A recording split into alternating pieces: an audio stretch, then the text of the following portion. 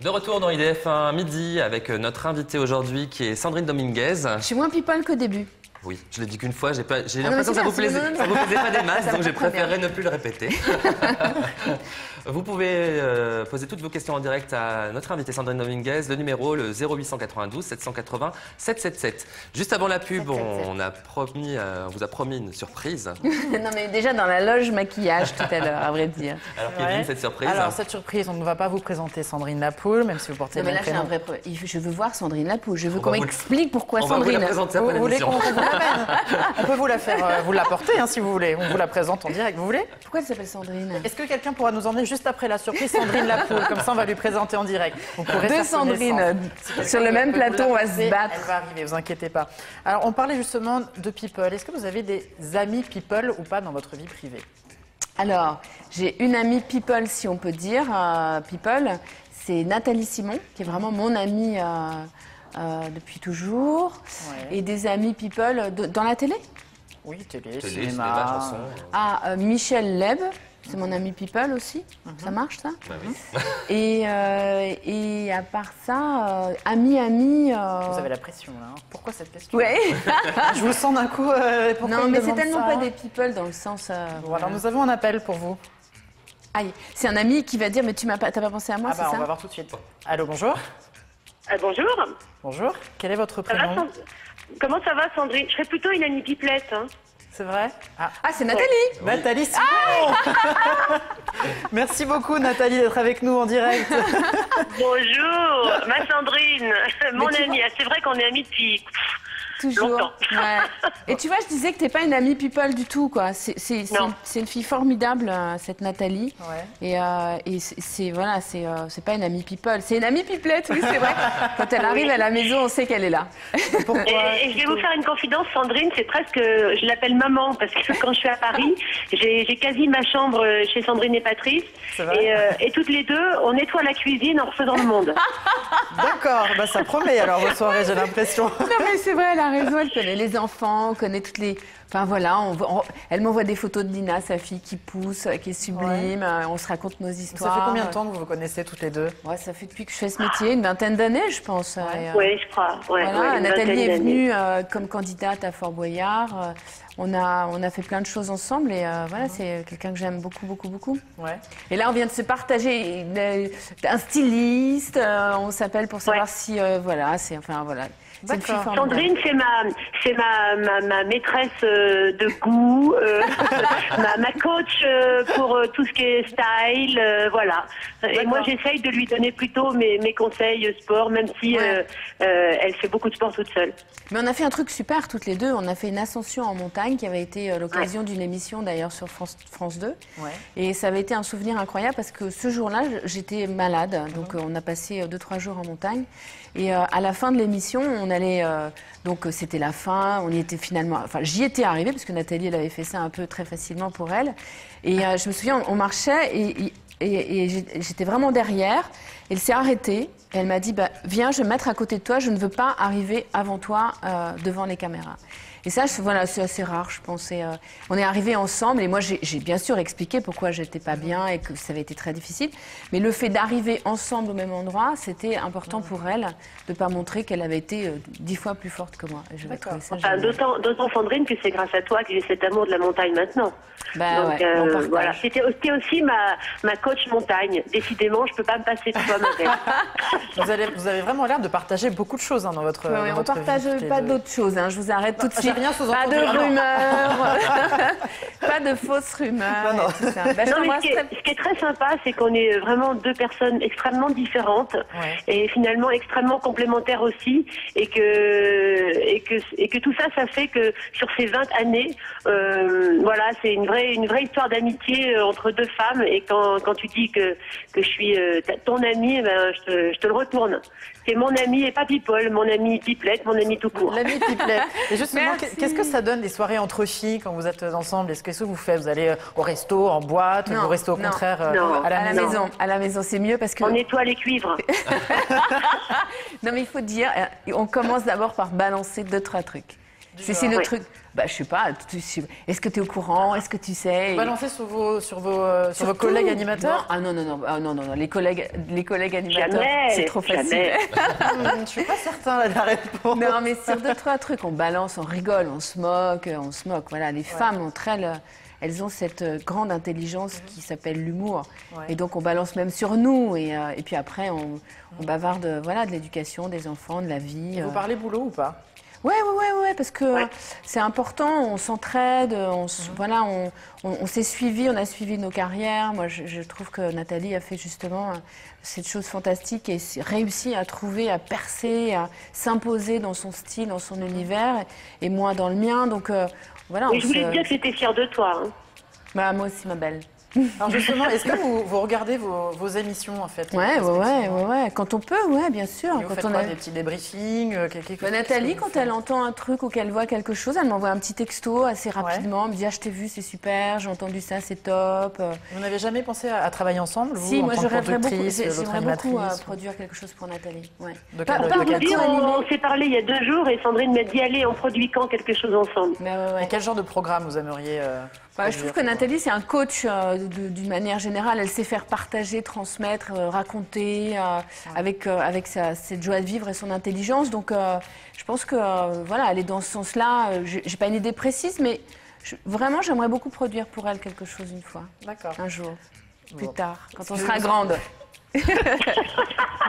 Alors Nathalie, on vous retrouve sur France 3 chaque midi avec Laurent Boyer, dans Midi en France. Vous intervenez en duplex dans l'émission, c'est ça?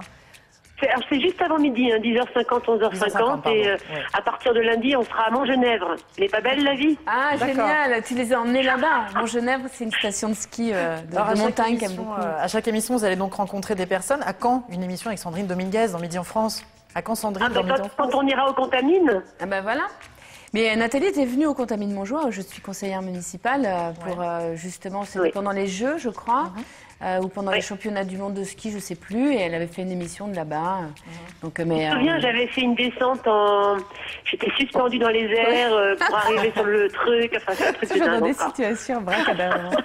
Exactement. Bon, juste une dernière question, Nathalie, je suis désolée, je ne peux pas m'empêcher pendant que je vous ai en ligne. Quels sont aujourd'hui vos projets? Est-ce qu'à part Midi en France, il y a des choses qui vont arriver pour vous? Oui, je continue à co-animer avec Jamie Gourmaud, incroyable expérience. Il y aura une prochaine bientôt au mois de...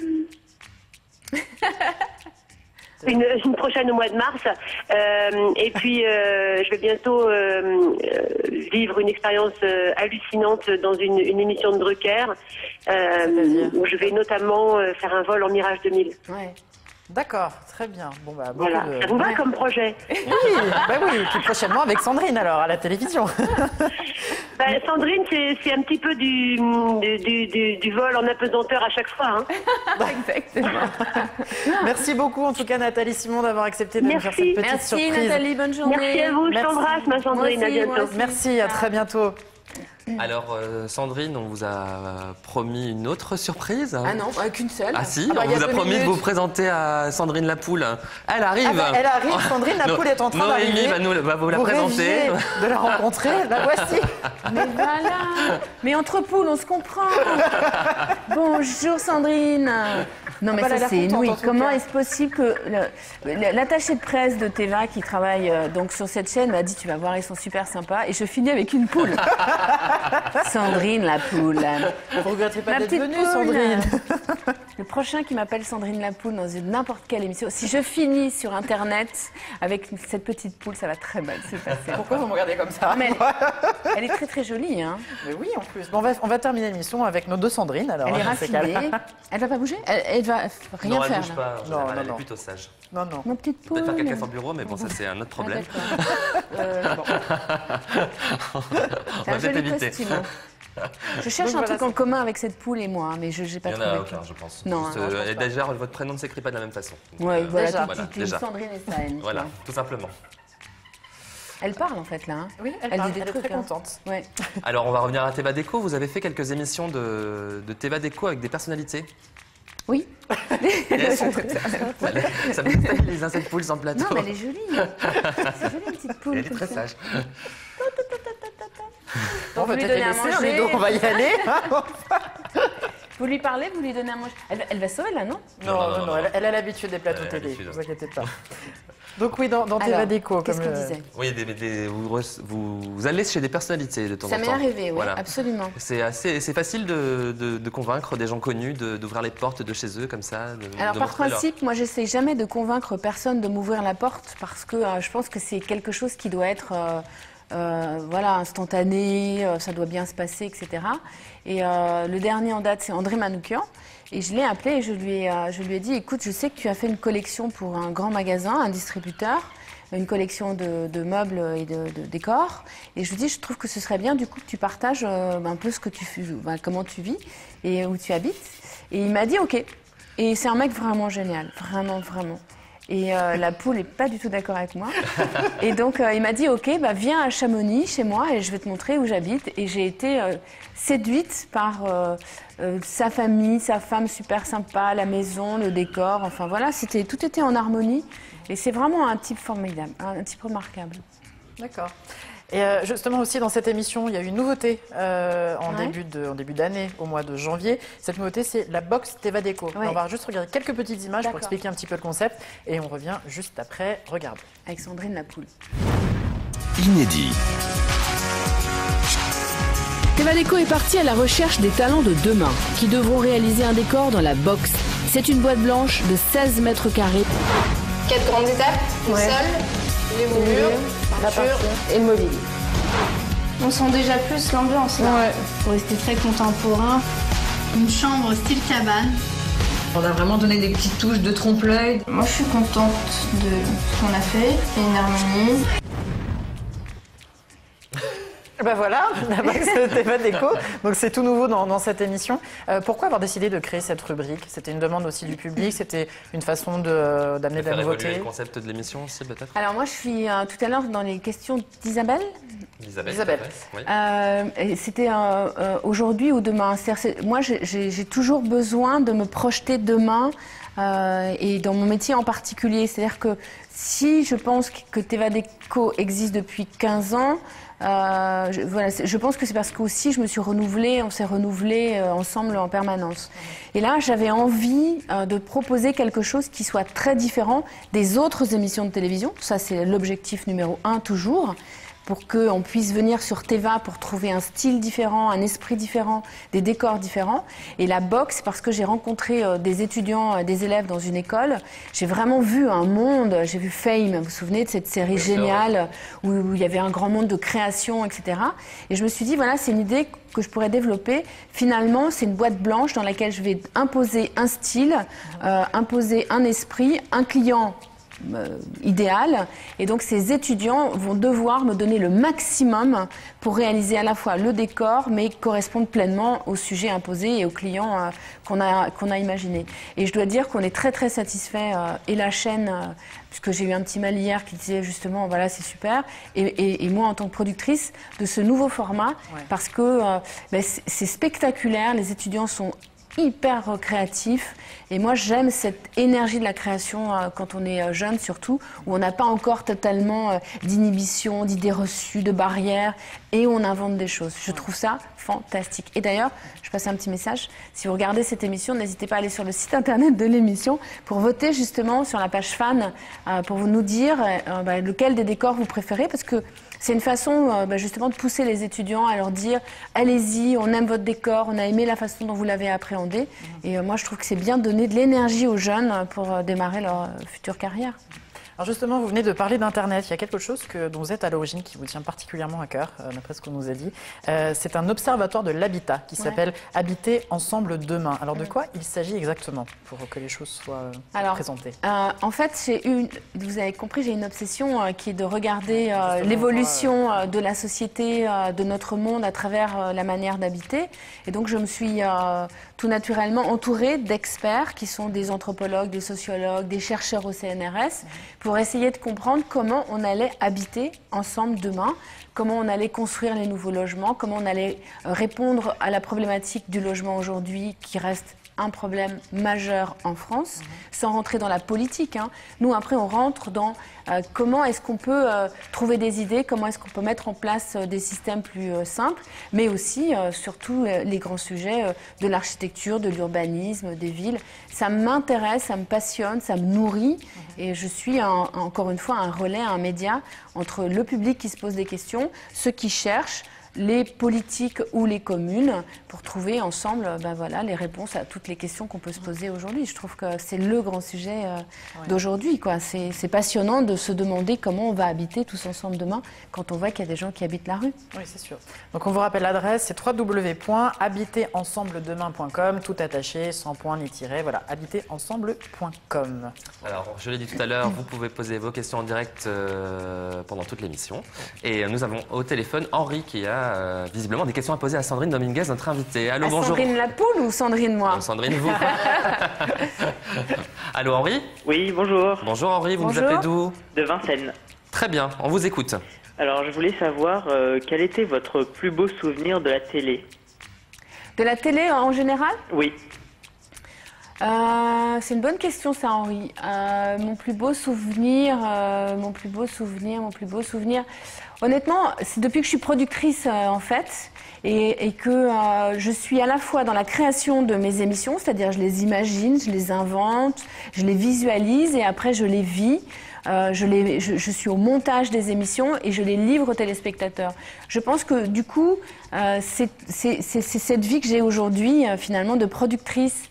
Après, le meilleur souvenir en tant qu'animatrice, honnêtement, ça restera Fort Boyard, parce que c'est le moment de ma vie où là, je suis rentrée dans un truc fou, quoi. Dans la seule émission de télévision qui existe aujourd'hui en France, en tout cas dans l'audiovisuel français, où il y a à la fois le métier, mais la folie, le rire, l'humour, le jeu, l'endroit, je sais pas, tout, quoi, tous les personnages. Ouais.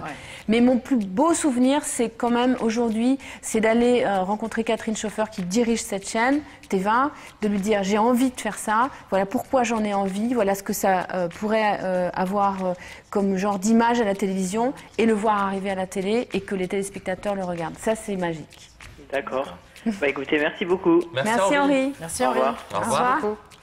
Alors on en parlait juste à l'instant de Fort Boyard. On a retrouvé un petit extrait avec Bruno Solo. On va le regarder. The extrait. The extrait avec Bruno Solo.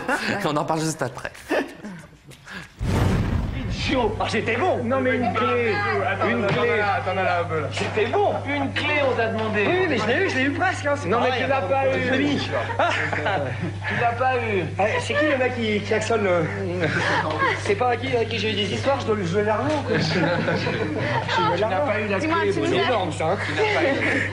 Je l'ai eu. Ah ouais. Ouais mais bon, ça sera au montage, on fera. Il n'y a pas de montage. Tu ne vas rien, mais la clé. Ah oui, bah ça. Mais pourquoi tu continues à courir? Ça me faisait rien sur la salle. Ah, filmer, je suis grotesque. Alors, on vous sent un petit peu dépassé, là. Non, mais il était arrivé avec une idée en tête qui était de mettre le feu à Fort Boyard, de rien faire de ce qu'on lui avait demandé. La pagaille, quoi. De s'en amuser, et c'était exceptionnel. Ça n'a pas plu du tout à Patrice Laffont, je me souviens très bien, mais il a été exceptionnel du début à la fin. Vraiment, un personnage. Alors juste rapidement, parce que c'est déjà presque la fin de l'émission, j'aimerais juste qu'on regarde très très rapidement des images de Fort Boyard. Alors là, on se souvient, il y a des gamelles, il y a des cris, il y a des choses comme ça. Voici tout de suite un best-of de l'émission, c'était Fort Boyard. Regardez.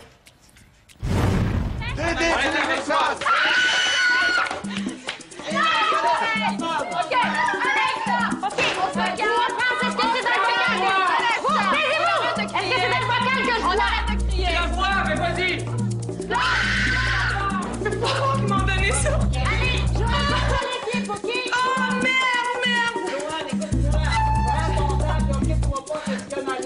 Mais maman, voyez! Essaye, Joanne! Essaye une bien!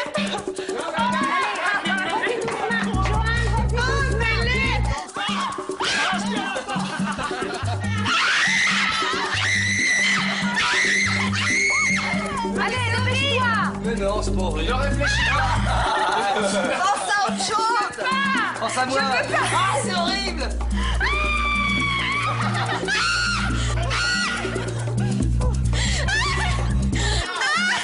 Et pour la terre!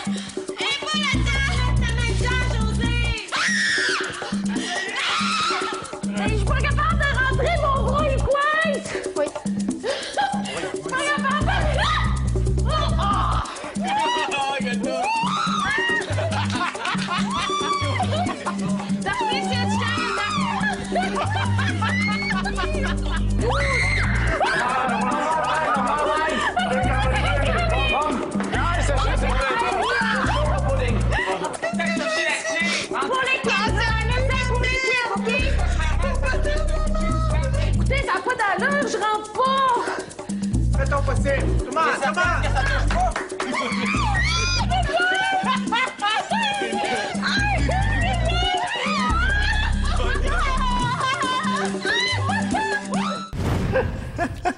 Et on se demande bien pourquoi on met toujours des filles là, dans cette épreuve. On comprend pourquoi. Bon, c'était de très bons souvenirs en tout cas de Fort Boyard, on s'en souvient tous deux. Alors, avant de se quitter, est-ce qu'il y a d'autres projets, peut-être à la radio, des choses qui se dessinent aujourd'hui Alors, j'ai sur Europe 1 une chronique tous les samedis à 7h moins 20, à 6h40 ou 6h45, avec Benjamin Pétrovert. Et ça, c'est aussi un très, très joli rendez-vous. Et puis là, on a commencé le tournage d'un documentaire que m'a commandé Teva, qui est encore un exercice de style différent, à la fois en tant que productrice et en tant que chef d'entreprise.